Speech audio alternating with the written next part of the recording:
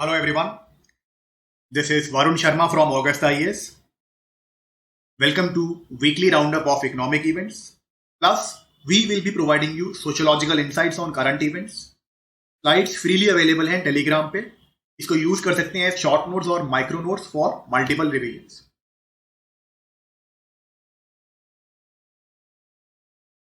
पहला आर्टिकल है financial express से. It talks about how industrial policy can be changed to counter China. और हम ग्लोबल एक्सपीरियंस जो कि जापान साउथ कोरिया है वहां से क्या सीख सकते हैं. ये लिंक्ड है आपके पेपर 3 के टॉपिक इंडस्ट्रियल पॉलिसी से. यहाँ पे ऑथर ये कहते हैं कि इंडिया की अप्रोच जो है डेवलपमेंट को लेके वो सर्विस सेक्टर पे रिलायंट है और हम लोगों ने नेग्लेक्ट करा है मैन्युफैक्चरिंग का. बट चाइना ने एनहेंस करा है अपनी मैन्युफैक्चरिंग को. करंट जो एनुअल ट्रेड डेफिसिट है इंडिया चाइना का वो अराउंड 50 बिलियन है. वो अनसस्टेनेबल है. ऑथर ये कहते हैं कि हमारे जो एक्सपोर्ट्स हैं वो बेसिकली रॉ मटेरियल में है, इसमें कि एम्प्लॉयमेंट जनरेशन नहीं होता है और टेक्नोलॉजी भी यूज नहीं होती. बट हम लोग जो इंपोर्ट करते हैं वो मैन्युफैक्चरिंग गुड्स का करते हैं जिसमें टेक्नोलॉजी भी यूज होती है और एम्प्लॉयमेंट जनरेशन भी होता है. तो there is unequal trade between India and China. Then ये कहते हैं कि इवन उन सेक्टर्स में जहां पे हमारे एक्सपोर्ट्स कॉम्पिटिटिव हैं या जो हमारे सेक्टर्स जो हैं वो स्ट्रेंथ उनमें स्ट्रेंथ है, इवन वहां पे भी जो क्रिटिकल इनपुट्स हैं वो चाइना से आते हैं. फॉर एग्जांपल फार्मास्यूटिकल के अंदर एपीआई एक्टिव फार्मास्यूटिकल इंग्रेडिएंट्स जो हैं वो 70% अराउंड चाइना से आते हैं. देन ऑटो इंडस्ट्री के अंदर जो है हमारे क्रिटिकल इलेक्ट्रिकल्स या जो पार्ट्स वगैरह हैं वो अगेन चाइना से आते हैं. तो हम लोग डिपेंडेंट हैं चाइना में. वो नेक्स्ट बात करते हैं चाइना मॉडल की. So what is China model? China model basically ये लोग लो प्राइसेस पे सेल करते हैं जिससे कि दूसरी कंट्रीज की जो डोमेस्टिक इंडस्ट्रीज हैं वो नेगेटिवली अफेक्ट हो. For example we have make in India, but China वाला क्या करेगा? डंपिंग करेगा. डंपिंग में अंदर बेसिकली क्या होता है? लेट अस से चाइना में गुड बना 100 रुपीज का, इंडिया में गुड बना 100 रुपीज का. दोनों जगह लेवल प्लेइंग फील्ड थी. बट चाइना वाले वो गुड को यहाँ बेचेंगे 70 रुपीज में. तो हम इसको टेक्निकली डंपिंग बोलते हैं. इसके लिए WTO के अंदर प्रोविजन होता है एंटी डंपिंग ड्यूटीज जो कि India time to time impose करता रहता है चाइनीज गुड्स पे. देन ये लोग जो लेबर स्टैंडर्ड्स हैं वो बहुत लो रखते हैं अपने. दैट इज वेजेस लो रखेंगे, कंडीशंस ऑफ लेबर लो रखेंगे. तो इससे क्या है? कॉर्पोरेट्स के प्रॉफिट एनहेंस होते हैं. तो automatically corporates would like to go to China, not India. Then ये लोग सिस्टमैटिकली अंडरमाइन करते हैं इंटेलेक्चुअल प्रॉपर्टी राइट्स, जैसे कि पेटेंट हो गया, ट्रेडमार्क हो गया, कॉपीराइट. ये एक बहुत बड़ा इशू है with in trade war with China, wherein US ये कहता है, ट्रंप ये कहते हैं कि चाइना फोर्स करता है यूएस की कंपनीज को to share technology, share intellectual property. Then China जो है अपनी चेक बुक डिप्लोमेसी के थ्रू जो है बहुत लोन देता है जिससे कि सामने वाली कंट्री जो है डेट ट्रैप में चली जाती है. डेट ट्रैप मतलब they have to take loan to repay loan, मतलब लोन रीपे करने के लिए भी एक नया लोन लेना पड़ता है. ये बीच में श्रीलंका के साथ हुआ. Because of debt trap Sri Lanka ने अपना हम्बनतोटा पोर्ट जो है 99 ईयर्स के लिए लीज पे दिया चाइना को.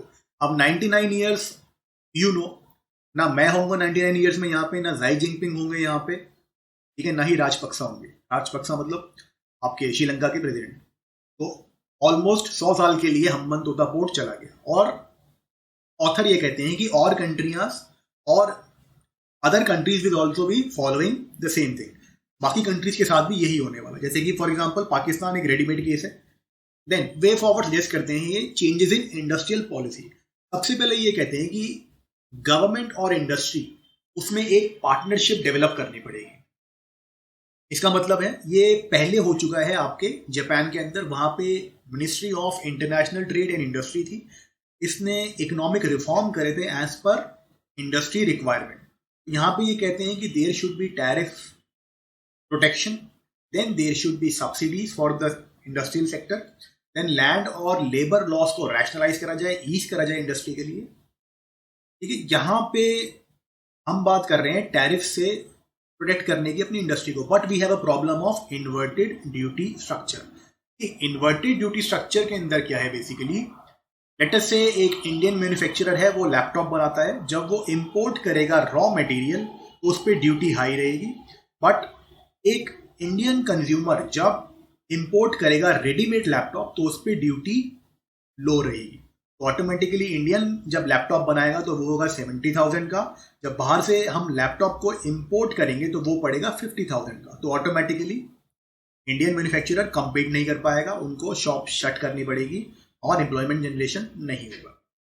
So that is what we can learn from global experience. That is protectionism. That is a bit of protection through tariff, then subsidies, then ease of doing business in India. ये Japan ने करा है, south Korea ने करा है, India ने करा है, सॉरी चाइना ने करा है। इससे क्या होगा कि हमारी कंपनीज हैं, they will grow and they will become competitive.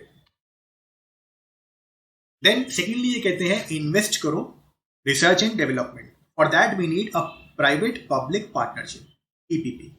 Currently we are investing around 0.7% of GDP. इसको इंक्रीज करना चाहिए 2-3-4 टाइम। कि बेसिकली आप लोग कई बार पूछते हो कि डेटा कैसे डालना है आंसर के अंदर, हाउ टू यूज डेटा और कितना डेटा। कि बहुत सिंपल रखा करो चीजों को, ज्यादा डेटा अंदर याद नहीं रहता है। सी इन एवरेज आंसर लिखेगा कि invest heavily in R&D, for that there has to be PPP। But एक वैल्यू एडेड आंसर ये लिखेगा there has to be investment in R&D. Currently we are at 0.7% of GDP, but it should be increase to 3-4 times of 0.7%. For that there has to be PPP. तो दोनों बात same कह रहे हैं, लेकिन एक ने वैल्यू एड कर दी थोड़ा डेटा डाल के। बस इतना ही डालना होता है अंदर डेटा, इससे आपको आधे मार्क का एज मिल जाता है। और ये आधा मार्क अगर हम पर आंसर गेन करते रहेंगे तो जो इवेंचुअल स्कोर है वो काफी हाई चला जाता है। Then The author talks about human capital formation. Human capital formation मतलब इन्वेस्टमेंट करो एजुकेशन में, स्किल डेवलपमेंट में, हेल्थ वगैरह। करंटली हम लोग इसमें इन्वेस्ट कर रहे हैं अराउंड 3%, इसको इंक्रीज करना है टू 6%। अगेन डेटा, कि डेटा ये नहीं कि आपको हर बुलेट पॉइंट के अंदर डेटा डालना है। डेटा आप जो है पर आंसर में 1-2 बार आपने डेटा डाल दिया वो सफिशिएंट होता है, मोर देन सफिशिएंट होता है। जब हम इन्वेस्ट करेंगे ह्यूमन कैपिटल फॉर्मेशन में तो इससे क्या होगा, जो है हमारा जो इंडिविजुअल है वो ज्यादा प्रोडक्टिव हो जाएगा, उसकी जो प्रोडक्टिविटी है वो बढ़ जाएगी। इससे जो हमारी इंडस्ट्री है उसकी प्रोडक्टिविटी बढ़ जाएगी। Then they talk about that industry based training होनी चाहिए। मतलब हमारे यहाँ बेसिकली जो वोकेशनल एजुकेशन के कोर्सेज हैं, यहाँ का जो करिकुलम है वो सिंक में नहीं है, मतलब टैंडम में नहीं है विद योर इंडस्ट्री नीड्स। तो यहाँ पे फोकस होना चाहिए क्वालिटी पे, और there has to be collaboration between industry and academics, इससे कि जो हमारे कोर्स का डिजाइन है वो industry based. Then author talks about containing brain drain out of India. Brain drain out of India मतलब जो हमारे टॉप के इंजीनियरिंग और मेडिकल ग्रेजुएट्स हैं वो बाहर नहीं जाएं, वो इंडिया में ही रहें। प्लस हमें जो है पार्टनरशिप करनी चाहिए बेस्ट यूनिवर्सिटीज के साथ, जिससे कि हम क्वालिटी एजुकेशन यहीं पे प्रोवाइड कर सकें। देन फर्दर ऑथर कहते हैं कि ब्लूमबर्ग का एनालिसिस है कि अराउंड 3,000 इंपोर्टेड चाइनीज आइटम्स जो है उनको हम सब्स्टिट्यूट कर सकते हैं बाय लोकल सप्लाईज। तो इससे क्या होगा बेसिकली कि हम लोग पे करते हैं डॉलर में, तो हमारा फॉरेन एक्सचेंज बचेगा। प्लस जब हम डोमेस्टिकली प्रोड्यूस करेंगे तो यहाँ पे एम्प्लॉयमेंट जनरेशन होगा। And you know that we have this issue of jobless growth in India. कि बेसिकली आपने देखा होगा कि दिवाली पे, ईद वगैरह पे जो लाइट्स वगैरह है वो चाइना से आती है। तो ये जो छोटे मोटे प्रोडक्ट्स हैं ये हम इंडिया में ही बना सकते हैं। तो इससे क्या होगा, हमारा फॉरेन एक्सचेंज बचेगा और यहाँ पे एम्प्लॉयमेंट जनरेशन होगा। Then the next article is from the Hindu. ये लिंक्ड है आपके poverty paper 1, paper 2 again poverty and hunger, and paper 3 inclusive growth से। ऑथर ये कहते हैं कि during covid lockdown Indian state ने जो है अपना एलिटिस्ट बायस दिखाया है। एलिटिस्ट बायस मतलब रिचर सेक्शन की केयर करता है इंडियन स्टेट, बट जो माइग्रेंट्स हैं, पुअर हैं, they have been pushed into poverty, उनकी केयर नहीं करी गई। They have been suffering from loss of livelihood, fall in income levels. कुछ बेसिक टॉपिक समझ लेते हैं। सी एब्सोल्यूट पॉवर्टी होती है when individual doesn't have minimum income and minimum income for basic requirement, जैसे कि फूड, क्लोथिंग, शेल्टर वगैरह के लिए उनके पास पैसे नहीं है। वर्ल्ड बैंक के हिसाब से जिसके पास $1.90 अ डे नहीं है वो है आपका below poverty line as per world bank. ये जो 1.90 फिगर है ये अराइव करी है इन वर्ल्ड बैंक ने through world's poorest country, not on richest country. तो what is poverty line? Poverty line होता है बेसिकली कि एक बास्केट बना दी जाएगी गुड्स एंड सर्विसेज की, उसका प्राइस निकाल लिया जाएगा और फिर जिसकी भी इनकम या कंजम्पशन लेवल उस प्राइस से नीचे है या उस पॉवर्टी लाइन से नीचे है, उसको बिलो पॉवर्टी लाइन माना जाएगा। रिलेटिव पॉवर्टी ये जो है, इट टॉक्स अबाउट इनइक्वालिटी और रिलेटिव डिप्रीवेशन कि हर इंडस्ट्री के, हर सोसाइटी के अपने कुछ स्टैंडर्ड्स होते हैं। अगर इंडिविजुअल वो स्टैंडर्ड ऑफ लिविंग एक्सेस नहीं कर पा रहा है अपनी सोसाइटी के अंदर, तो then they are relatively poor. Then there is head count ratio. Head count ratio होता है बेसिकली कि how many individuals as proportion of population are living below poverty line. मतलब इंडिया में अगर 100 लोग रहते हैं तो उसमें से कितने लोग जो हैं below poverty line. So it tells us about number of poor. Poverty gap ratio ये बात करता है डेप्थ ऑफ पॉवर्टी या सिवियरिटी ऑफ पॉवर्टी। जैसे कि फॉर एग्जांपल पॉवर्टी लाइन है हमारी 100 रुपीज पे, किसी का कंजम्पशन है 50 रुपीज, किसी का कंजम्पशन है 70 रुपीज। तो जो 70 रुपीज वाला है वो रिलेटिवली बेटर ऑफ है, जो 50 रुपीज वाला है वो रिलेटिवली वर्स ऑफ है। तो 50 रुपीज वाला ज्यादा गरीब है जिसका कंजम्पशन 50 रुपीज है, 70 रुपीज वाला रिलेटिवली ठीक है। तो ये हमें बताता है कि कौन, how poor is the poor. Then the author talks about issues. Poverty line वो कहते हैं कि हमारे यहाँ पॉवर्टी लाइन जो है वो डिबेटेबल है, क्योंकि जो इसके थ्रेशोल्ड है या जो पॉवर्टी लाइन है वो बहुत ही लो रखी जाती है। सी बिकॉज इट इज ये जो है पॉलिटिकली सेंसिटिव रहता है पॉवर्टी के नंबर। ये इलेक्शंस वगैरह में यूज होते हैं या ये ग्लोबली यूज कर सकते हैं इंडिया को करने के लिए, तो हर गवर्नमेंट जो है इनको थोड़ा सप्रेस करती है। Then irregular updating of official poverty line जो है अपडेट नहीं होती है, 5 साल निकल जाते हैं, 10 साल निकल जाते हैं। देन अनअवेलेबिलिटी डेटा है consumption expenditure. Now poverty estimation, ये एक वैसे ही बैकग्राउंड के लिए बता रहा हूँ। पॉवर्टी एस्टिमेशन जो है इंडिया में वो नीति आयोग करता है। इससे पहले जो है आपके प्लानिंग कमीशन करती थी, वो लोग कैलकुलेट करते हैं पॉवर्टी लाइन। देन जो डेटा है वो आता है नेशनल सैंपल सर्वे ऑफिस से, जो कि है under ministry of statistics and programme implementation. Currently हम लोग फॉलो कर रहे हैं तेंदुलकर कमेटी के रिकमेंडेशंस पॉवर्टी लाइन के लिए। उनके हिसाब से 27 रुपीज था पॉवर्टी लाइन रूरल एरियाज में, 33 रुपीज था अर्बन एरियाज। बाकी जो कमेटीज हैं वो रंगराजन कमेटी के हिसाब से अराउंड 30% ऑफ इंडिया। सी इसको राउंड ऑफ कर दिया करो, अंदर डेसिमल पॉइंट जो है वो याद नहीं रहती। 30% ऑफ जो इंडिया है वो lives below poverty line as per Rangarajan. Tendulkar estimates के हिसाब से around 22% of India. World bank का बी वाला यूज करना है, around 12.4% lives below poverty line. ये है आपके based on 2011-12। Now based on household consumption expenditure इन्होंने कुछ अपना एनालिसिस करा है। ये कहते हैं कि around 42% of India was below poverty line before lockdown, और उसमें से और बाकी के पॉपुलेशन में से around 20 crore people they were just above poverty line. मतलब अगर पॉवर्टी लाइन 100 रुपीज है तो ये लोग सिर्फ 120 तक इनका कंजम्पशन एक्सपेंडिचर था लॉकडाउन से पहले। नाउ ये कहते हैं कि लॉकडाउन की वजह से क्या हुआ है, एडिशनल 40 करोड़ इंडिविजुअल जो है बिलो पॉवर्टी लाइन चले गए। इससे क्या बेसिकली हुआ क्या था कि लोगों की जॉब चली गई, लोगों के सोर्स ऑफ इनकम चले गए, तो ऑटोमेटिकली कंजम्पशन एक्सपेंडिचर डाउन जाएगा। जब वो डाउन गया तो ये लोग बिलो पॉवर्टी लाइन चले गए।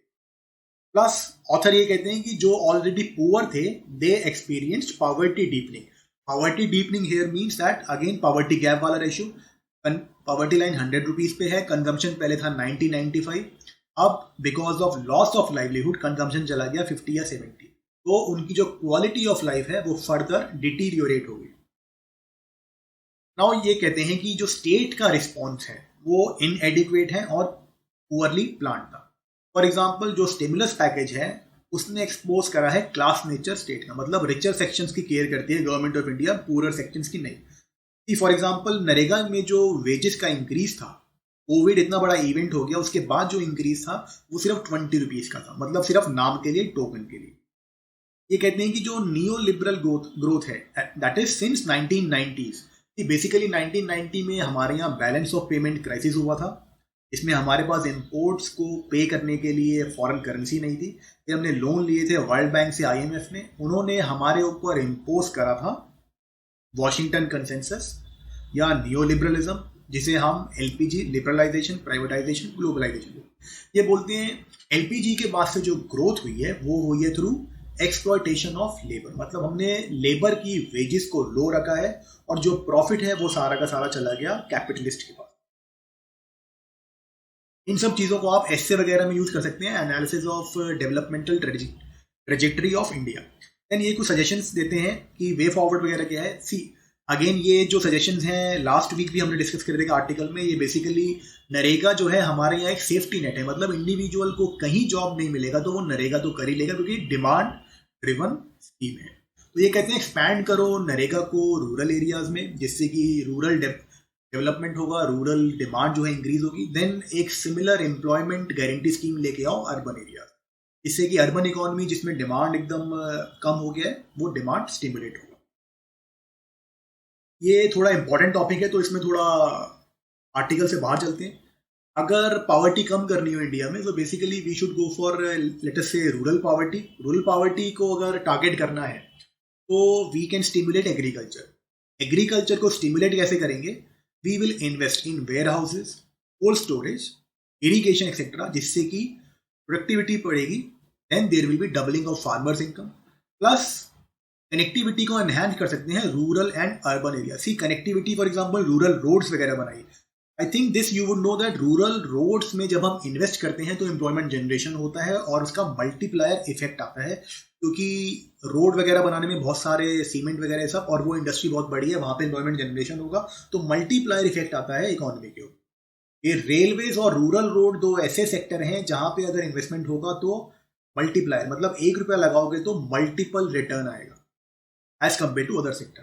Then we can go for linkages between agriculture and industry. See जब कनेक्टिविटी हो जाएगी तो एक ऑर्गेनिक लिंकेज डेवलप हो जाएगा एग्रीकल्चर एंड इंडस्ट्री में, मतलब कि इंडस्ट्री रिलाई करती है रॉ मटेरियल पे एग्रीकल्चर के, तो पूरा का पूरा एक सप्लाई चेन क्रिएट हो जाएगा।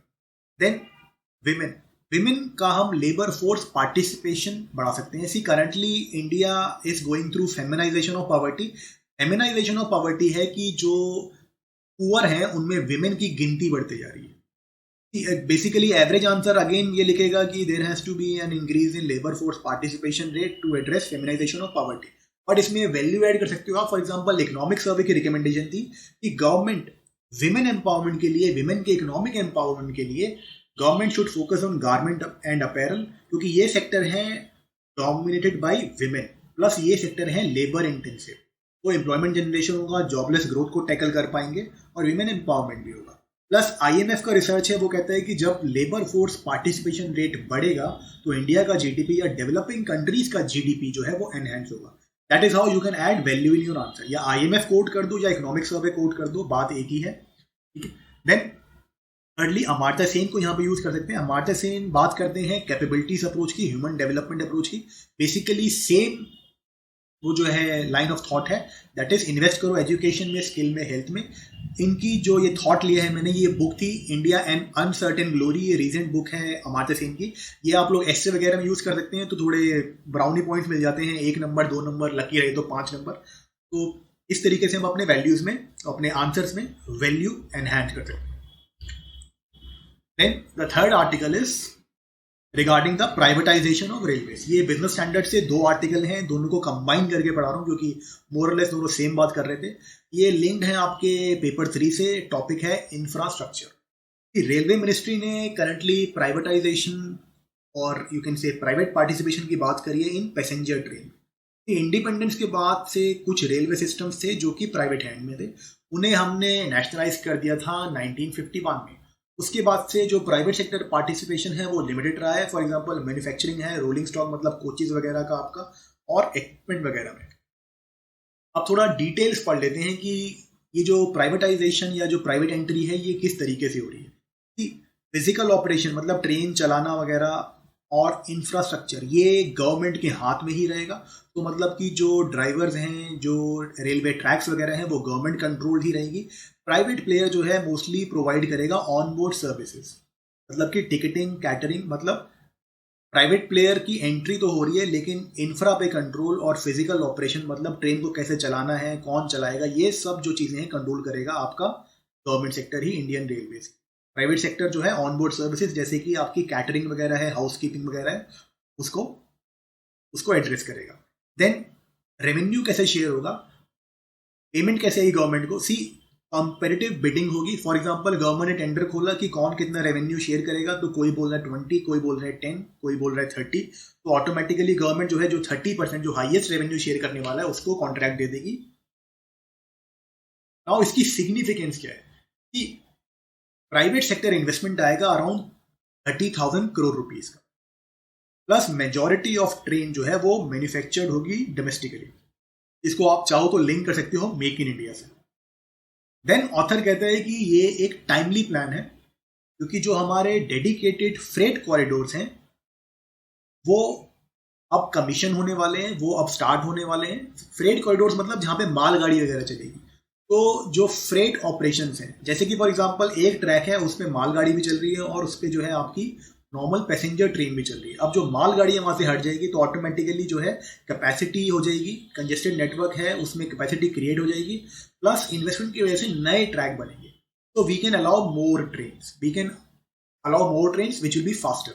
देन पीटी के लिए दिया ये बेसिकली इन्फॉर्मेशन यहाँ पे जो है हमारे 2 डीएफसी हैं, ईस्टर्न एंड वेस्टर्न। ईस्टर्न वाला स्टार्ट होता है आपका वेस्ट बंगाल से टू पंजाब, और वेस्टर्न वाला डीएफसी है वो स्टार्ट होता है आपका यूपी से, और ये जाता है आपके नेहरू पोर्ट ट्रस्ट तक। तो ये स्टेट्स वगैरह कहाँ कहाँ से जाता है वो मैंने दे दिया, पीटी के लिए स्कैन कर लेना। देन ऑथर ये कहते हैं कि रेलवे के पास इंटरनल रिसोर्सेज बहुत कम है, मतलब जो टिकटिंग वगैरह से जो रेवेन्यू आता है वो बहुत कम है, तो ये लोग कैपिटल एक्सपेंडिचर नहीं कर पाते हैं। कैपिटल एक्सपेंडिचर मतलब जो हम इन्वेस्टमेंट करते हैं कोचेस में, ट्रैक मॉडर्नाइजेशन में, वो नहीं होता है। तो ये लोग रिलाई करते हैं बेसिकली बजटरी सपोर्ट पे। लेकिन अभी करंटली गवर्नमेंट के पास अपनी फिजिकल प्रॉब्लम्स है, तो जो 30,000 करोड़ रुपीस की जो इन्वेस्टमेंट आएगी प्राइवेट सेक्टर से वो इस समय टाइमली है। एंड अगेन ये कहते हैं कि जो पैसेंजर हैं वो इंक्रीज होने वाले हैं अराउंड 80 बिलियन बाई 2040। इसको बस 80 बिलियन याद करना, ज़्यादा डेटा वगैरह इसमें ये 8.4 to 13 ये सब चीज़ें याद मत करना, बस जो है 18 बिलियन याद कर लिया इतना बहुत रहेगा। तो अब ये डिस्कस करते हैं what are the issues, what are the problems. ये कहते हैं कि बेसिकली ग्लोबल एक्सपीरियंस जो है वो ये कहता है कि ये प्रॉब्लमेटिक रहेगा। कि फॉर एग्जांपल यूके के अंदर एम प्लान इम्प्लीमेंट हुआ था जहाँ पे प्राइवेट ऑपरेटर जो है ट्रेन वगैरह रन करेंगे, लेकिन जो बाकी कंट्रोल है वो स्टेट के हाथ में रहेगा। तो इससे क्या हुआ था कि जो स्टेट की फर्म थी उसने इन्वेस्टमेंट कम कर दी थी बेसिक इंफ्रा के अंदर। जब बेसिक इंफ्रास्ट्रक्चर के अंदर इन्वेस्टमेंट कम हो जाएगी, जैसे कि आपके ट्रैक मॉडर्नाइजेशन वगैरह नहीं हो रहा है, तो क्वालिटी ऑफ सर्विस वगैरह वो डिटीरियोरेट करेगी, वो खराब होगी। तो ऑटोमेटिकली प्राइवेट सेक्टर की जो रेवेन्यू है वो हिट करेंगे, तो वो जो है मोटिवेटेड नहीं रहेंगे to stay in that particular train operation. Then दूसरी प्रॉब्लम ये होगी कि रेलवे जो है प्रोवाइडर रहेगा इंफ्रा का, प्लस रेलवे अपनी ट्रेन भी चलाएगा, तो कंपटीशन रहेगा, और ये जो कंपटीशन है ये अनफेयर रहेगा। एक एग्जांपल के थ्रू सिंप्लीफाई करता हूँ कि चंडीगढ़ से दिल्ली जो है लोग आते हैं, सुबह ट्रेन चलती है 5 o'clock 7 o'clock, ये लोग यहाँ 10, 11, 12 बजे तक दिल्ली पहुँचते हैं, अपना काम करते हैं, शाम को वापस शताब्दी चलती है 5 और 7 o'clock। तो यहाँ पे क्या होता है बेसिकली कि ये ट्रेन जो है रेवेन्यू जनरेट करती है। तो अब रेलवे के इंडियन रेलवे कंट्रोल में है, तो वो ये रेवेन्यू जनरेटिंग ट्रेन जो है अपने पास रख लेगा, टाइमिंग वगैरह स्लॉट जो है फ्रीक्वेंसी वगैरह है जो रेवेन्यू जनरेटिंग है वो अपने पास रख लेगा, तो प्राइवेट सेक्टर को लॉस होगा। देन उसके बाद ये कहते हैं कि private sector will try to maximise profit. वो जो है सिर्फ रेम्यूनरेटिव रूट्स पे जाएंगे जहाँ पे प्रॉफिट जनरेट होगा। फॉर एग्जाम्पल दिल्ली, मुंबई, बैंगलोर वगैरह वहाँ पे जाने की कोशिश करेंगे। इससे क्या होगा कि कंपटीशन होगा, और इंडियन रेलवेज जो है उनके हाथ में इस सेक्टर पे ज़्यादा ट्रेन नहीं रहेगी, और उनको रेवेन्यू की जरूरत है, तो उनको रेवेन्यू लॉस होगा। Then what is the way forward suggested? ये कहते हैं basically there has to be independent regulator for railway, क्योंकि डिसएग्रीमेंट्स होंगे regarding slot of train, regarding who controls what, तो ये सब एड्रेस हो सकते हैं थ्रू एन इंडिपेंडेंट रेगुलेटर, तभी प्राइवेट सेक्टर यहाँ पे आएगा। ठीक, थोड़ा आगे चलते हैं आर्टिकल से। तो what are the benefits of privatisation? सबसे पहले प्राइवेटाइजेशन आएगा तो इन्वेस्टमेंट बढ़ेगी, तो there will be better infrastructure, क्योंकि आपका ट्रैक मॉडर्नाइजेशन होगा, कोचेस वगैरह जो है मॉडर्नाइजेशन में, इससे क्या होगा सेफ्टी एनहेंस होगी। आप देखते हैं कितने मिसहैप वगैरह होते हैं हमारे यहाँ रेलवे में, ट्रेन पटरी से उतर जाती है। देन फास्टर ट्रेन आएंगी तो उससे क्या होगा, reduction in travel time. Then privatisation की वजह से कॉम्पिटिशन होगा। कॉम्पिटिशन मतलब इंडियन रेलवे एक तरफ चलेगी, एक तरफ प्राइवेट ट्रेन चलेगी, दोनों में कॉम्पिटिशन हो गई कौन बढ़िया क्वालिटी दे सकता है। तो उससे क्या होगा, ट्रेन के अंदर जो हाइजीन वगैरह, अपने टॉयलेट्स वगैरह देखें, देन फूड वगैरह आपने देखा ही है ट्रेन का, तो वो सब इंप्रूव होगा। Then there will be technology infusion, क्योंकि जब प्राइवेट सेक्टर आएगा तो वो साथ में अपनी टेक्नोलॉजी लेके आएगा, तो इससे ट्रैवलिंग एक्सपीरियंस जैसे कि on board entertainment, internet on demand वगैरह ये सब चीज़ें मिलेंगी, प्लस सेफ्टी वगैरह जो है वो एनहेंस हो जाएगी। और चैलेंजेस क्या रहेंगे जब प्राइवेटाइजेशन होगा? प्राइवेटाइजेशन जब होगा तो ल्यूक्रेटिव रूट्स जो है वहीं पे जाएगा प्राइवेट सेक्टर, तो लेस ल्यूक्रेटिव रूट जो है वो नेग्लेक्ट हो जाएंगे। तो इससे क्या होगा, कनेक्टिविटी जो है इंडिया में, या जो बैलेंस्ड रीजनल डेवलपमेंट है वो नेगेटिवली इफेक्ट होगी। Then there will be pricing issue, क्योंकि प्राइवेट सेक्टर जब सर्विस प्रोवाइड करेगा तो वो चार्ज करेगा थोड़ा हायर। तो इससे क्या होगा, रिचर सेक्शन जो है वो एक्सेस कर पाएंगे सर्विसेज को, बट पुअर सेक्शन जो है वो एक्सेस नहीं कर पाएंगे सर्विसेज को। तो there will be issues of equity. अब थोड़ा कमेटीज को देख लेते हैं। सी बेसिकली वे फॉरवर्ड वगैरह में कमेटीज डालनी होती है, उससे आधे एक मार्क का एज मिल जाता है। इससे पहले विवेक देबरॉय पैनल आया था। विवेक देबरॉय पैनल ने बोला था कि we should encourage private entry in both freight and passenger train. Way forward वगैरह में ये गवर्नमेंट ने इंप्लीमेंट कर दिया है, इसी पैनल के बाद इंप्लीमेंट करा है। Then you can write that there has to be independent regulator, क्योंकि प्राइवेट सेक्टर को क्या चाहिए, fair and open access to railway infrastructure. But जब कंट्रोल होगा इंडियन रेलवेज के पास तो मैन्युपुलेशन का चांस रहेगा। तो एक इंडिपेंडेंट रेगुलेटर रहेगा तो हमेशा जो कॉन्फ्लिक्ट है वो पीसफुली रिजॉल्व हो जाएगा और प्राइवेट सेक्टर को भी ट्रस्ट रहेगा। तो this can be used in your mains way forward. Then इससे पहले एक जो है सैम पिट्रोडा कमेटी आई थी ऑन मॉडर्नाइजेशन ऑफ रेलवे, कि हम लोग बात करते हैं कि रेलवेज के पास रिसोर्सेज नहीं है, but railways is one of the largest land owners in India. तो यहाँ पे पिट्रोडा कमेटी ये कहती है कि there should be commercialisation of surplus land. For example platform चलाने के लिए आप दे दो प्राइवेट सेक्टर को, जो रेलवेज के आसपास का लैंड है वो आप जो है माइक्रो एंटरप्राइजेस वगैरह को दे दो। तो इससे क्या होगा, एडिशनल रेवेन्यू जनरेट होगा। कि नॉर्मली क्या होता है कि जैसे हमारा जापान वगैरह में है, वो सिर्फ टिकटिंग रेवेन्यू पे ज़्यादा रिलाई नहीं करते हैं, वो बाकी के रेवेन्यू से भी रेलवेज को चलाते हैं। हमारे यहाँ इंडियन रेलवे जो है सिर्फ टिकट के ऊपर रिलाई करता है पैसे के लिए, तो बाकी के non fair revenue, non ticketing revenues की तरफ भी देखना चाहिए इंडियन रेलवेज को। Next article is from the Hindu. ये है रिगार्डिंग योर फिस्कल काउंसिल, ये आजकल न्यूज में है। It is link to paper 3 topic issues relating to planning and mobilization of resources. Author हैं Subba Rao, ex RBI governor. Subba Rao ये कहते हैं कि government needs to borrow and spend. Government को भी पैसा चाहिए क्योंकि कोविड चल रहा है, तो they have to support the vulnerable household, plus government has to provide fiscal stimulus for economic recovery. लेकिन इससे क्या होगा, गवर्नमेंट का डेट या जो है बोरोइंग जिसे हम कहते हैं वो बढ़ जाएगी। तो इससे क्या होगा कि शॉर्ट टर्म है, शॉर्ट टर्म के अंदर तो you will be able to stimulate demand, मतलब आपने पैसा डाल दिया अकाउंट में, लोगों ने कंज्यूम कर लिया तो डिमांड जनरेट हो जाएगी।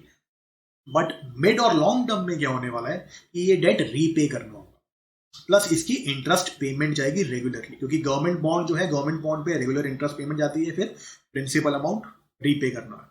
तो ऑटोमेटिकली क्या रहेगा, आगे जाके गवर्नमेंट के जो फाइनेंसेस हैं उन पे प्रेशर पड़ेगा। देन ये कहते हैं कि फिस्कल काउंसिल जो है सबसे पहले रिकमेंड करी थी 13 फाइनेंस कमीशन ने, उसके बाद उसे एंडोर्स करा था 14 फाइनेंस कमीशन ने, and recently FRBM review committee, जिसे कि हम NK सिंह पैनल कहते हैं, उसने भी रिकमेंड करा है। Global experience as per author is that international monetary fund ये कहता है कि अराउंड 50 कंट्रीज ने फिस्कल काउंसिल एस्टैब्लिश करी है। बेसिकली फिस्कल काउंसिल होती क्या है, ये एक परमानेंट इंस्टीट्यूशन होगा, परमानेंट एजेंसी होगी जो एनालाइज करेगी गवर्नमेंट के फिस्कल स्ट्रैटेजी को, फिस्कल प्लान को, उसको एनालाइज करके पब्लिक डोमेन में अपनी फाइंडिंग डाल देगी। फिर पब्लिक डोमेन में जब ये फाइंडिंग डालेंगे तो उससे क्या है कि जो सिविल सोसाइटी है या जो इकोनॉमिस्ट हैं या जो एमिनेंट पर्सनालिटीज हैं वो एनालाइज करेंगे और फिर government can be held accountable. इससे क्या होगा, गवर्नमेंट फिस्कल रिस्पॉन्सिबल रहेगी, फिस्कली रिस्पॉन्सिबल रहेगी। For example government will try to rationalise expenditure, जैसे कि फॉर एग्जाम्पल जो है वेस्टफुल सब्सिडीज को बिल्कुल खत्म करा जाए, प्लस जो है better targeting of subsidies. Then revenues को ऑगमेंट करो, रेवेन्यूज मतलब आपके डायरेक्ट टैक्सेस और इनडायरेक्ट टैक्सेस को, इससे क्या होता है फिस्कल कंसोलिडेशन या फिस्कली रिस्पॉन्सिबल गवर्नमेंट होती है। देन एनटी सिंह पैनल के हिसाब से फिस्कल काउंसिल का रोल क्या होगा? It will provide fiscal projection. Fiscal projection मतलब ये बेसिकली फॉरवर्ड लुकिंग इंडिकेटर होगा। ये बताएंगे कि गवर्नमेंट का आगे जाके कितना रेवेन्यू आने वाला है डायरेक्ट टैक्सेस से, कितना इनडायरेक्ट टैक्सेस से, कितना फिस्कल डेफिसिट वगैरह होगा। देन ये बताएंगे, ये असेस करेंगे सेंट्रल गवर्नमेंट की फिस्कल परफॉर्मेंस, मतलब ये बैकवर्ड लुकिंग है, मतलब पिछले साल गवर्नमेंट की फिस्कल परफॉर्मेंस कैसी थी, मतलब क्या गवर्नमेंट ने अपने डेफिसिट टारगेट्स को अचीव करा, क्या गवर्नमेंट ने अपने डिस इन्वेस्टमेंट के जो टारगेट्स थे उनको अचीव करा, गवर्नमेंट के एक्सपेंडिचर कैसे थे, एक्सेट्रा एक्सेट्रा। प्लस ये रिकमेंड करेंगे फिस्कल स्ट्रैटेजी कि अल्टीमेटली वे फॉरवर्ड क्या होना चाहिए। अब सुब्बा राव जो है इसका एनालिसिस प्रोवाइड करते हैं। ये कहते हैं कि करंटली सेंट्रल स्टैटिस्टिकल ऑफिस और आरबीआई जो है हमें ये वाले फॉरकास्ट जो है मतलब गवर्नमेंट के लिए ऑलरेडी देता है। तो वाई आर वी प्रिज्यूमिंग, मतलब हम ये क्यों सोच रहे हैं कि फिस्कल काउंसिल के जो फॉरकास्ट हैं वो सुपीरियर होंगे सीएसओ और आरबीआई से। देन ये कहते हैं कि जो फाइनेंस मिनिस्ट्री है वो फिस्कल काउंसिल के एस्टिमेट्स, मतलब बजट के जो एस्टिमेट्स वगैरह हैं कि रेवेन्यू कितना आएगा, डेफिसिट कितना होगा, ये उसको यूज करेगी, उस पर रिलाई करेगी। और अगर टारगेट्स अचीव नहीं हुए तो ये ब्लेम शिफ्ट कर देगी फिस्कल काउंसिल पे कि भाई इन्होंने बोला था, इनसे पूछ लो। तो इससे क्या है, फाइनेंस मिनिस्ट्री की जो अकाउंटेबिलिटी है वो रिड्यूस हो जाएगी। देन इसके बाद ऑथर ये कहते हैं कि क्या हमें सही में फिस्कल काउंसिल चाहिए, क्योंकि हमारे यहाँ प्रॉब्लम है फिस्कल रिस्पॉन्सिबिलिटी की। हमारे पास ऑलरेडी एफआरबीएम एक्ट है, fiscal responsibility and budget management act, इसमें कि पहले ही गवर्नमेंट को फिस्कल टारगेट्स वगैरह होते हैं ईयरली बेसिस पे। फॉर एग्जांपल आपने द हिंदू वगैरह में पढ़ा होगा, इस साल गवर्नमेंट को एफडी जो है फिस्कल डेफिसिट टारगेट रखना है 3%, 2.5%, एलिमिनेट करना है रेवेन्यू डेफिसिट को, एक्सेट्रा एक्सेट्रा। तो ये सारे टारगेट जो है हमारे एफआरबीएम एक्ट से आते हैं। हमारे पास पहले ही एक ऐसा लॉ है और हम जो है अगर गवर्नमेंट अचीव नहीं कर पाती है टारगेट को तो फिर उसके बाद जो है पार्लियामेंट में डिबेट होता है। तो ये मैकेनिज्म ऑलरेडी है हमारे पास।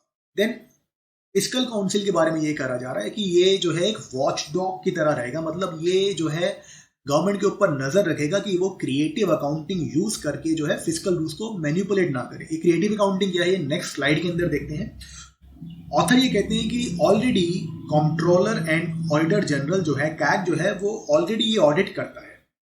तो अगर कैग ठीक से, सीएजी ठीक से काम नहीं कर रहा है तो we should improve CAG rather than starting a new bureaucratic structure.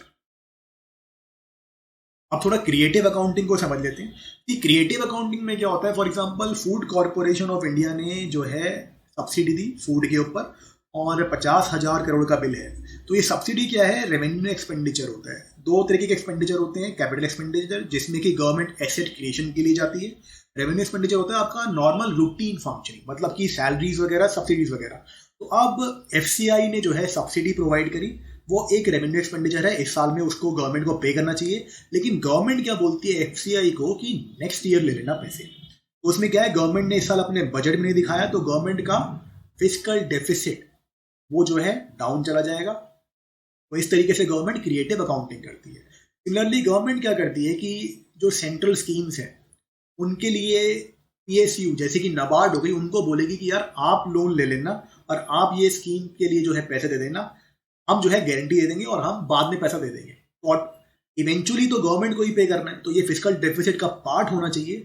लेकिन गवर्नमेंट ये जो है बाकी के इंस्टीट्यूट्स के थ्रू कराती है। सी फॉर एग्जांपल मैंने किसी को पैसे चुकाने, ये इंडिविजुअल सी को, मैं इंडिविजुअल बी को बोला कि आप जो है एसबीआई से लोन ले लो और सी को दे दो, मैं आपको बाद में दे दूंगा। तो ऑटोमेटिकली देना तो मुझे ही है, लेकिन क्या करा मैंने, करंट ईयर के लिए प्रॉब्लम अपने सर से हटा दी। मेरी बुक्स में या मेरे बजट के अंदर नहीं आएगा, ये जो है इंडिविजुअल बी के बजट के अंदर आएगा और सी को पेमेंट भी मिलेगी। That is how government goes for creative accounting. और वे फॉरवर्ड क्या है as per the author. Author ये कहते हैं कि fiscal council if you have to establish then उसका एक स्मॉलर वर्जन इंट्रोड्यूस करो, और अगर वो पॉजिटिव रहता है तो then you can scale it up, मतलब फिर उसको एनहांस कर सकते हैं। ये सजेस्ट करते हैं कि before budget presentation CAG appoint कर देगा एक 3 मेंबर कमेटी, जो कि एक लिमिटेड ड्यूरेशन मतलब 3 वीक, 1 मंथ, 2 मंथ के लिए होगी, और उसका रोल होगा वो एनालाइज करेगी बजट को after presentation to the parliament, और फिर उसके बाद एक पब्लिक रिपोर्ट देगी। ईएजी जो है साथ ही में इसको सपोर्ट करेगी। फॉर एग्जांपल लोग और चाहिए काम करने के लिए, या जो ऑफिस चाहिए काम करने के लिए, that is secretarial and logistical support, वो भी कमेटी को सीएजी प्रोवाइड कर देगा। Then finance ministry, RBI, CSO, NITI Aayog हर अपना एक ऑफिसर जो है इस सेक्रेटेरिएट को दे देंगे। इससे क्या है, इनके पास जो है एक्सपर्टीज चली जाएगी, और जब कमेटी रिपोर्ट सबमिट कर दे उसके बाद कमेटी को वाइंड अप कर दो। और लॉन्ग टर्म में जब कमेटी अच्छा काम करे या पॉजिटिव रहे तो इसको जो है हम मोर परमानेंट कर सकते हैं। That is the way forward by the author. Now the next article is from business standard. It is regarding the power crisis. It is linked to the topic infrastructure.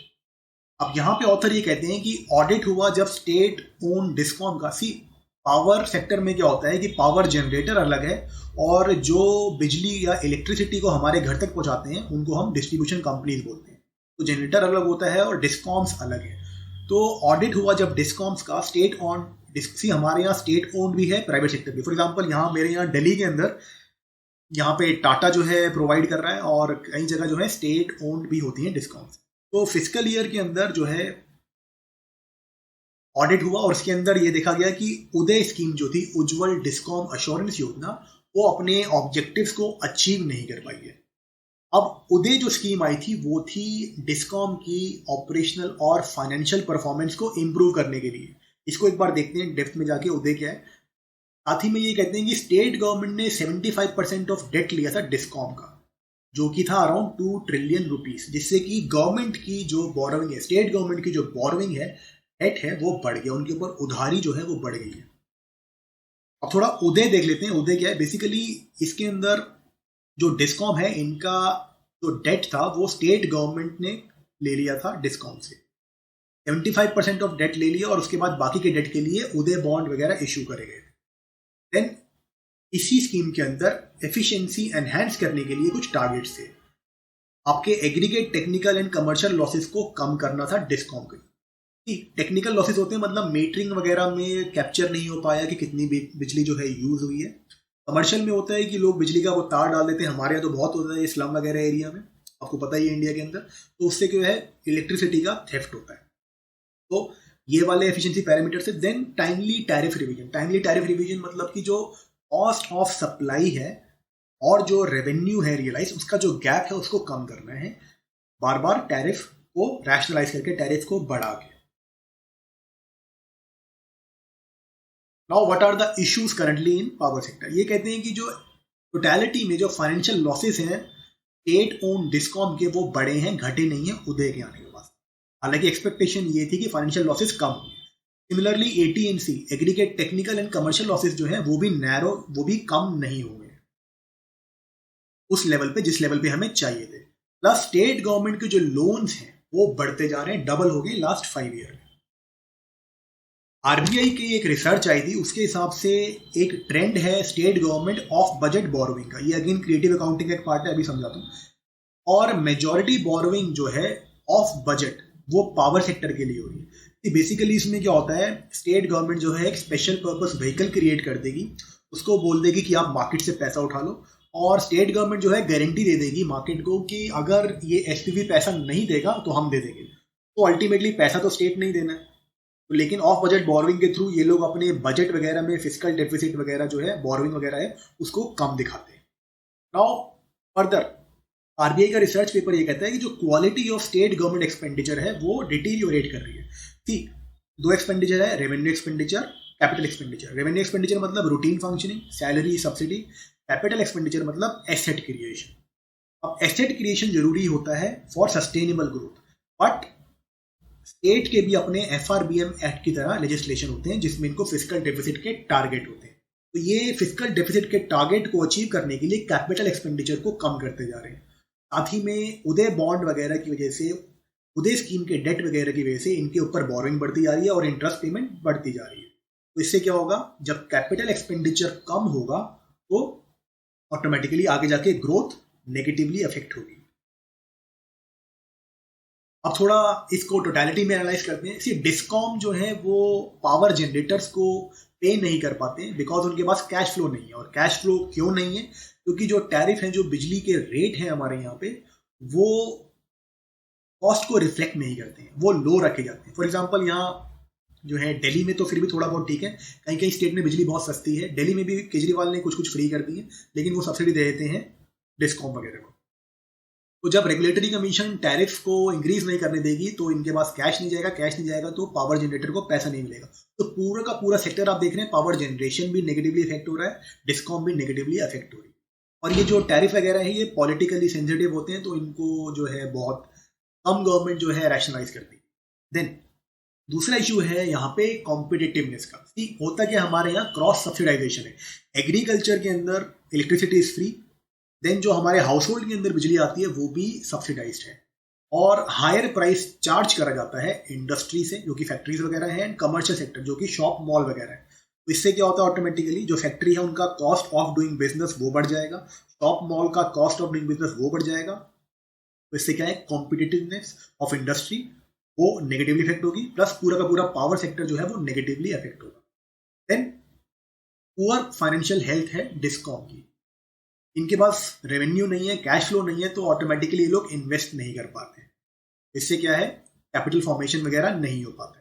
Then there is higher cost of fuel. Higher cost of fuel क्यों है कि coal India है, government company है, we have sufficient coal reserve, but coal India जो है वो extract नहीं कर पाती है उतना कोल जितना हमें चाहिए। फॉर एग्जांपल डिमांड है 700 मिलियन टन की, कोल इंडिया देगा 300 या 400 मिलियन टन, सो हमें इंपोर्ट करना पड़ता है, और इंपोर्ट जो है वो एक्सपेंसिव रहता है। फिर अगेन इससे क्या होगा, करंट अकाउंट डेफिसिट होगा, इससे क्या होगा, cost of doing business in India it will increase. Then what should be the solution, कि address the root cause. Root cause है कि स्टेट गवर्नमेंट अलाउ करें डिस्कॉम को कि जो टैरिफ है वो एक्चुअल कॉस्ट को रिफ्लेक्ट करें, मतलब उनको बार बार टाइमली रिवाइज होने दें। Then there should be rationalisation of cross subsidy, कि फॉर एग्जांपल एग्रीकल्चर में we can introduce direct benefit transfer. हम लोग क्या करते हैं, बेसिकली सब्सिडी देते हैं फर्टिलाइजर के लिए अलग, इलेक्ट्रिसिटी के लिए अलग, क्रॉप इंश्योरेंस के लिए अलग। ये जो है यहाँ पे हम क्या कर सकते हैं, बेस्ड ऑन एकरेज, मतलब कितना एकड़ ओन करता है फार्मर, उसके ऊपर हम उसे डीबी दे सकते हैं। तो इससे क्या है, क्रॉस सब्सिडाइजेशन बंद हो जाएगा। देन इसके बाद हम we can go for smart metering. Smart meter वो क्या होते हैं कि बेसिकली जितना भी उसके अंदर पावर कंज्यूम हुआ पूरा का पूरा कैप्चर कर लेंगे। तो इससे क्या होगा, AT&C that is technical and commercial losses वो जो है कम हो जाएंगे, डिस्कॉम का रेवेन्यू बढ़ जाएगा। थोड़ा पीटी पर्सपेक्टिव से बात कर लेते हैं इस सेक्टर के लिए। इंस्टॉल्ड कैपेसिटी इन इंडिया, तो पावर की इंस्टॉल्ड कैपेसिटी है वो सबसे ज़्यादा कोल की है, फिर रिन्यूएबल की है, फिर न्यूक्लियर की है। अगर रिन्यूएबल की इंस्टॉल्ड कैपेसिटी की बात करूं तो सबसे ज़्यादा जो है हाइडल के अंदर है, हाइडल मतलब हाइड्रो पावर, देन विंड के अंदर है, देन सोलर के अंदर है। तो ये पीटी के हिसाब से देख लेना, कभी कभार क्वेश्चन आ जाते हैं।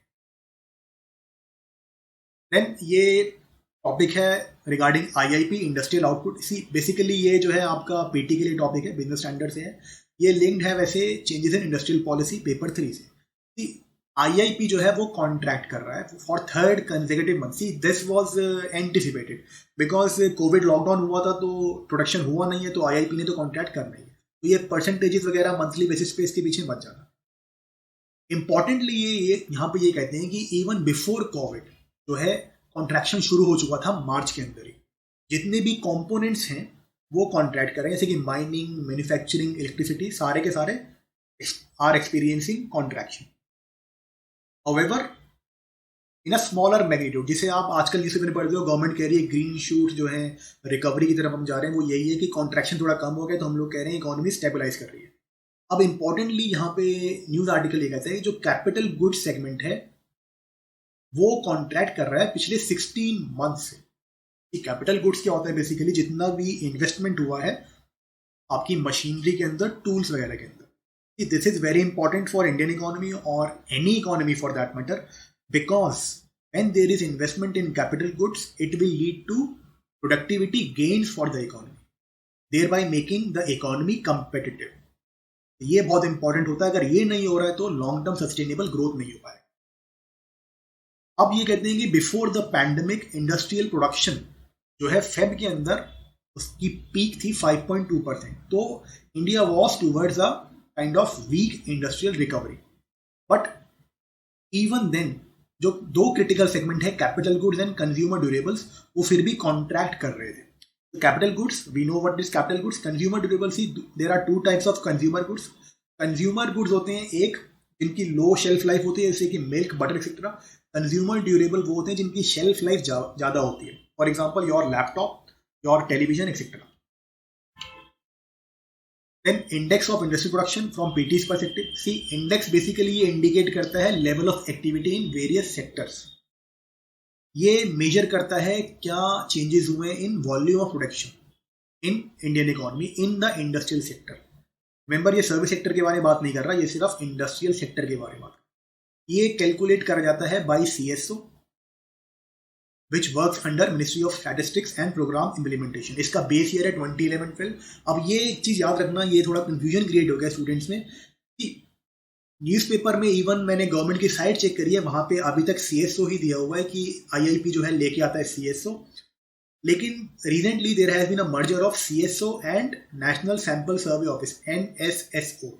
इसको मर्ज करके एक नई एंटिटी बनाई गई है, नेशनल स्टैटिस्टिकल ऑफिस. तो कभी कभार न्यूज़पेपर में आ रहा है कि रिलीज बाय NSO, तो CSO NSO दोनों ठीक है.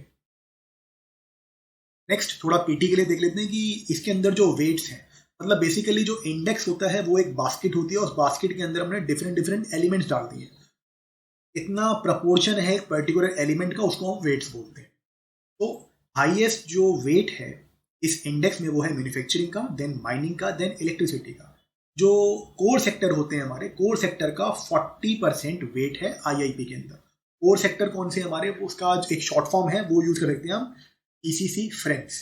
इनको ये क्वेश्चन आ जाता है कई बार PT में कि which of the following sectors are not part of core sector और are part of core sector. तो उसके लिए थोड़ा याद करना जरूरी होता है. नाउ नेक्स्ट चलते हैं. The article is from the Hindu.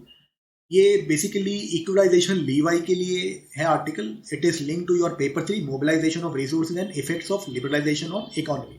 Government ने जो है इक्वलाइजेशन लीवाई लगाई है जो आपकी ई-कॉमर्स प्लेयर हैं, जो कि नॉन रेजिडेंट है, मतलब फॉरेन जो कंपनीज ई-कॉमर्स जैसे अमेजॉन है, गूगल वगैरह है, जो सर्विस प्रोवाइड करती हैं, उनके ऊपर इक्वलाइजेशन लीवाई लगाई है. 2% टैक्स होगा.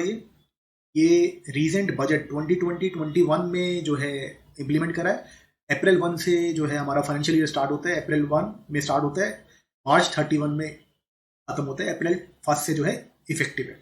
टैक्स जो है, जो भी ये अपने प्रोडक्ट्स वगैरह सेल करेगी, एडवर्टाइजमेंट वगैरह से रेवेन्यू जनरेट करेंगी, उनके ऊपर ये टैक्स लगाया जाएगा.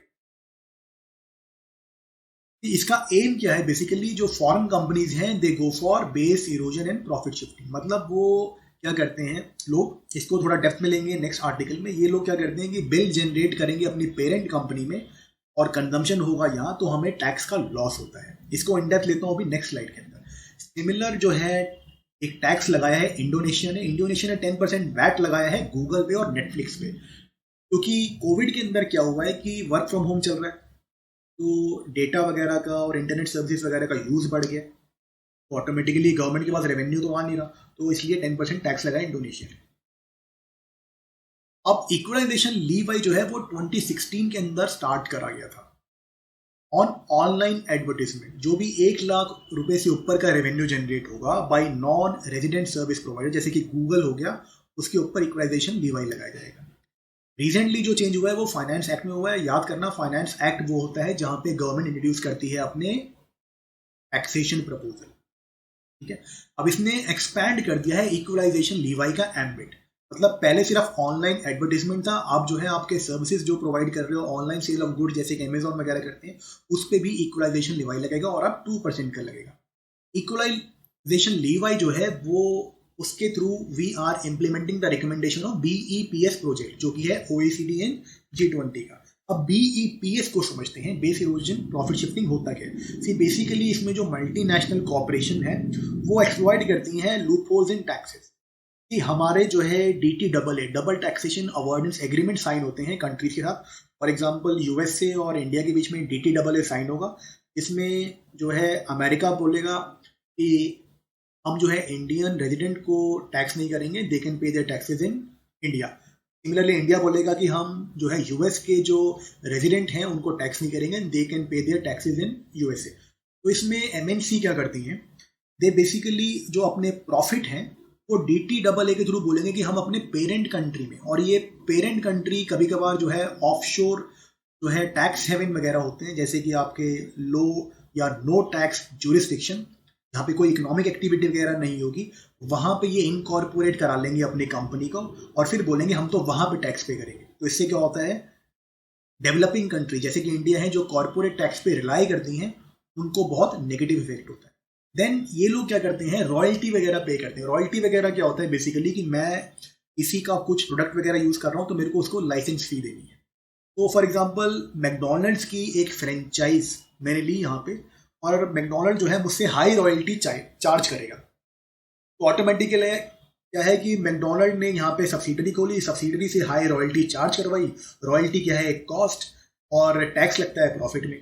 जब कॉस्ट आपने बढ़ा दी तो प्रॉफिट ऑटोमेटिकली कम हो जाएगा। अब जब प्रॉफिट कम हो गया तो टैक्स नहीं देना पड़ेगा, तो आप रॉयल्टी के थ्रू सारा का सारा पैसा वापस यूएस लेके जा रहे हो और यहाँ पे टैक्स नहीं हो रहा है। इसलिए गवर्नमेंट ऑफ इंडिया ने इक्वलाइजेशन लीवाई लगाया, इससे कि जो है आपकी बीईपीएस एड्रेस हो सके, और जो रॉयल्टी वगैरह या जो शिफ्टिंग ऑफ प्रॉफिट्स होती है, मतलब कंजम्पशन यहाँ पे लेकिन प्रॉफिट पे टैक्स देंगे वहाँ पे, ये सब जो मैन्युपुलेशन होती है इसको एड्रेस कर सके। Now anybody who is here for only economics part they can leave. Now we will be starting with sociological insights. कि पहला आर्टिकल है द हिंदू से, it is link to your topics in paper 1 stratification का जो सब parts हैं, inequality, exclusion, poverty, deprivation. Then politics and society जो है पेपर 1 एंड 2 दोनों में, nation state democracy. Politics and society का पेपर 2 में एक पार्ट है डिसेंट्रलाइजेशन ऑफ पावर। तो इन सबसे लिंक्ड है, इन सब में यूज कर सकते हैं। मॉडर्न आर्टिकल ये कहते हैं कि मॉडर्न गवर्नमेंट वो जो है यूज करती हैं social contract theory for legitimacy of their action. मतलब कि उनको जो ये बताना है कि मेरा एक्शन ठीक है, वो यूज करते हैं इसके लिए सोशल कॉन्ट्रैक्ट थ्योरी। वो क्या है वो समझते हैं कि सोशल कॉन्ट्रैक्ट थ्योरी के जो मेजर प्रोपोनेंट्स है वो है थॉमस हॉब्स, रूसो वगैरह। थॉमस हॉब्स ये कहते हैं initially man lived in state of nature. State of nature मतलब जहां पे there is a threat to survival. तो यहाँ पे जो है they can do anything to keep themself alive. मतलब अपने आप को सेटिस्फाई करने के लिए, अपनी नीड्स को पूरा करने के लिए उनके पास एब्सोल्यूट फ्रीडम होती है। लेकिन जैसे जैसे सोसाइटी इवॉल्व करेगी, जैसे फॉर एग्जांपल पहले 5 लोग साथ में रह रहे थे, अब एक पूरा का पूरा 1000 लोगों का विलेज बन गया। अब इस विलेज के अंदर जो है एक मैंगो ट्री है, और उस मैंगो ट्री के अंदर जो है 50 मैंगोज हैं, एवरीबडी लाइक्स मैंगो। तो इससे क्या होगा, सबके पास एब्सोल्यूट फ्रीडम है। तो इसके अंदर क्या होगा, war of all against all, जिसकी लाठी उसकी भैंस। सिमिलरली रूसो कहते हैं कि सोसाइटी इवॉल्व हो गई है to a point where individual जो है अपनी सारी की सारी नीड्स को फुलफिल नहीं कर सकता है, तो there has to be cooperation with others, but this cooperation will also require a reconciling और reconciliation between individual freedom and authority of state. अब इंडिविजुअल फ्रीडम और अथॉरिटी ऑफ स्टेट को अगर रिकंसाइल करना है तो इसके लिए ये कॉन्सेप्ट देते हैं जनरल विल का। जनरल विल क्या होता है, basically collective will of the citizen. मतलब सिटीजन की मर्जी चलती है और सिटीजन की मर्जी के हिसाब से स्टेट काम करता है। ये बेसिकली क्रक्स है सोशल कॉन्ट्रैक्ट का। ये सोशल कॉन्ट्रैक्ट है हम लोगों का गवर्नमेंट ऑफ इंडिया से, कि हमारी ओपिनियन के ऊपर आप लॉ बनाओ, तो उससे क्या है, हम लोग स्टेट की अथॉरिटी को मानेंगे। सो स्टेट कैन डिमांड लेजिटिमेसी और state can claim legitimacy for their actions if it is guided by the general will or the public opinion.